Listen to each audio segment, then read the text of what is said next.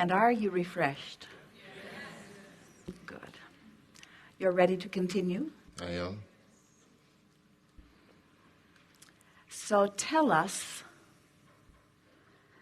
about winning the lottery.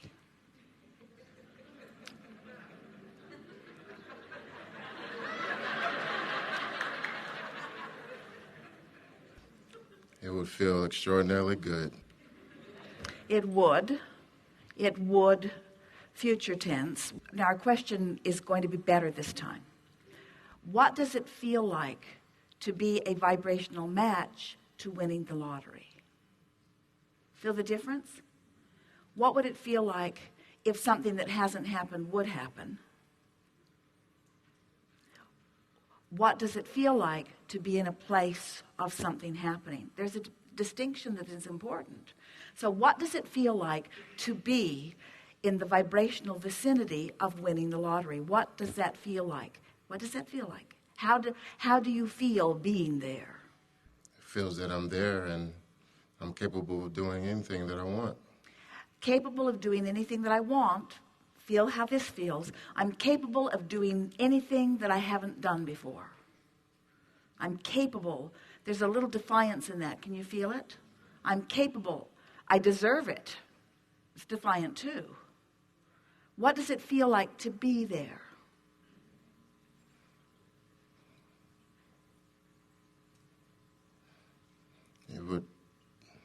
It would feel. Still feels future tense, doesn't it? It would feel, because you see, you and everybody else just about have been facing reality, so it doesn't feel like the place you are. It feels like the place that you want to be, but it feels to you like you need to win the lottery and then you'll be there.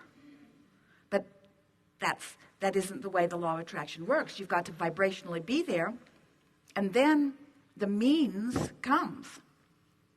So try to describe what it feels like to be in that vibrational vicinity. Can you feel what we're getting at? If I need it, I'm not there. If I want it, I might be there. If I'm justifying it, I'm for sure not there. If I'm appreciating it, I'm there. If I expect it, I'm there. If I need it to compensate for something, I'm not there. In other words, you have to find a way of working the kinks out of your own vibration. You have to vibrationally be there. Most people say, Abraham, I want to be over there.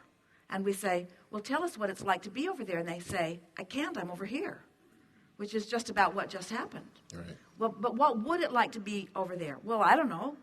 Give me the jackpot and I'll tell you later. You have to stop doing the thing you do that keeps you from being there. And that thing that you do that keeps you from being there is a practice thing. How do you feel about people who are magnificently, let's use a different word. How do you feel about people who are excessively wealthy? As powerful as living the life that is capable of living the life that they want to live. Really good answers. How do you feel about really, really rich people? It's important because you're telling us you want to be one. Sure. And if you want to be one, then you got to really appreciate those who are that. And most people don't. Most people say, well, I'll be different when I'm rich. I'll be rich, but I'll be nice. But they're rich and not so nice. And we say there's vibrational discord going on in there, isn't there? Some kinks that have to be worked out. In other words, you can't need and be in a place of desire at the same time. They're different frequencies. You can't ask a question and have an answer at the same time. They're different frequencies. You can't be aware of not enough money and be in a place of receiving plenty of money. They're different frequencies. So you have to practice the frequency, and then the winning lottery ticket comes into your experience, you see. So what does it feel like to be in the vibrational place of large amounts of money flowing through your creative experience? What's that like? It feels great. It feels like a great relief from a lot of burdens. All right, now see, there it is. Now, you're right, but burden is the operative word. In other words, burden's what's active. You're trying to overcome a burden. And we started there today. You can't overcome a burden because the burden gets bigger when you look at the burden. So you have to not do that. So we're just going to keep harassing you. So are you going to get it in a lump sum? Absolutely. All right. Now we want to talk about this because if you are ready, what do you do with that kind of money? Is there a bank you could put it in? Certainly. Really? Sure. And how much do they insure your money for in that bank? $250,000? That is correct. But there are other investment vehicles that I could certainly... Like? Real estate, bonds, equities, derivatives. There's a plethora of investment vehicles that I could invest in. I'm very well capable of handling that type of money. We believe you. We believe you, and so do you, don't you? In other words, as he spoke that to you, was he in the vortex or out? So just in this short conversation, you went from someone who was not a vibrational match because it's something that you feel that you deserve or that you need and it would relieve burden, to someone who owns it, who feels it, who knows what to do with it. Just that much conversation shifted the vibration of your being significantly. Now you're inside the vortex. The money is yours. And we want to say to you, it is. We are not kidding you even a little bit. The work is done. The work is done.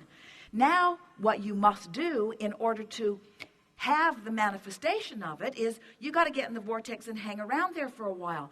But you don't have to stay long in order to get the feeling of it. And this is the piece that we so want you to hear. If we have convinced you of the reality of this vortex, and if we have convinced you of the rightness of what you've put there and the claim that you have laid on it, because it would not exist if it were not for you and if you had not put it there. In other words, it's there and it's real. If we have convinced you of that, then just knowing it has to give you ease. Just knowing it has to make you proud.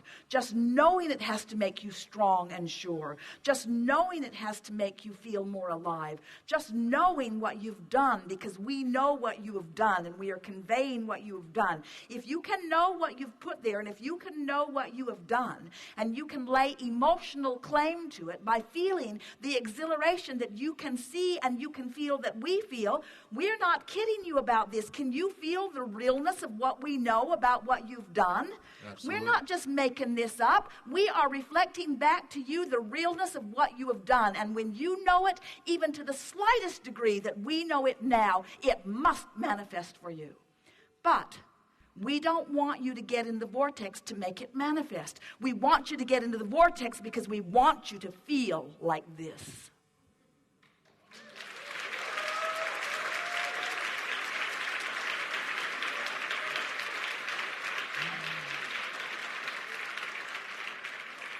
So people say, how you doing? You say, I got my vortex. What does that mean? It means plenty. It means everything. It means everything. It's life. It's who I am. It's why I'm here. It's what I'm about. Don't just go flapping off to other people about it who don't get it, because they'll just think you're crazy. Sure.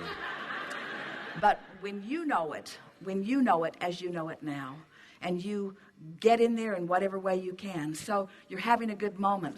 Jerry and Esther were driving. They stopped at a rest stop in the monster bus, and as they were pulling out, a man was getting out of one of the 18-wheelers who was stopped. And as Esther looked at him, she smiled broadly at him, and he gave her both thumbs up. Both thumbs up in appreciation of that beautiful monster bus.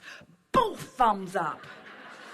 And Esther, she could not smile a big enough smile back at him. And she wanted to turn on the loudspeaker, but she doesn't have what she wants.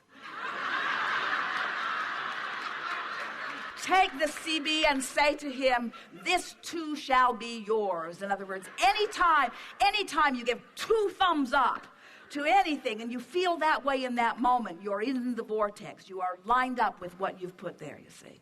Very good. Thank you. I'm very appreciative. Thank you so much.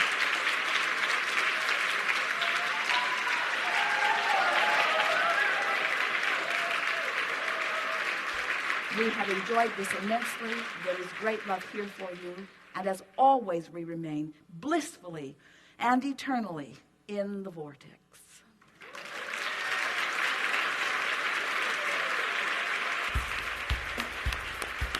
Thank you.